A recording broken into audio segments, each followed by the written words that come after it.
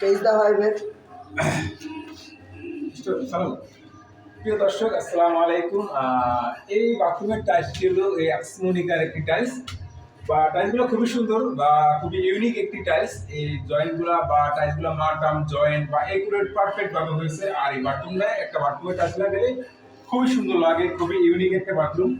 আর এই বাথরুমের টাইলস থেকে বেশি সুন্দর হলে গিয়ে তার মালিক পক্ষ এরকম করছে যে এক বাথরুমে দুইটা দরজা। আমি চাইলে এই বাথরুমের থেকে দরজা মাস্টার বাথরুমে ইউজ করতে পারবো, বেডরুমের থেকে ইউজ করতে পারবো। দুটি দরজা চাইলে এই বেডরুমের থেকে ইউজ করতে পারবো, আর চাইলে এখানে গেস্ট গেস্ট হিসেবে ইউজ করতে পারবো।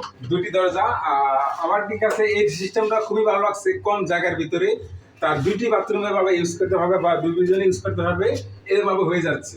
একটু একটু বাইরে আসেন, একটু ভিডিওটা নিয়ে বাইরে, ক্যামেরাটা নিয়ে বাইরে আসেন। রুমটি দেখেন একটু।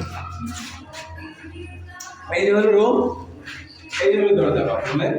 আবার এখান থেকে আরেকটা দরজা আছে যা বাইরে মানুষ ইউজ করতে পারে। তো বাইরে মানুষ ইউজ করতে পারে, ভিতরে ঢুকে করতে পারেন। হয়তো প্রশ্ন করতে পারেন যে এক বাথরুমে দুই দরজা, এদিক দিয়ে হচ্ছে ওদিক দিয়ে কেন? এখানে যখন বেডরুমের মানুষ ঢুকবে তখন এটা লক করে দিবে, এটা খুলে থাকবে। আর যদি মনে করেন যে বাইরে মানুষ আসবে তাহলে বেডরুমটা লক করে দিবে, এটা খোলা থাকবে। বা খুব সুন্দর সিস্টেম করেছে মালিক পক্ষ। ওনার মানে জায়গা কমের ভিতরে দুই দিকে মানুষ ইউজ করতে পারে, খুবই ভালো লাগছে আমার কাছে।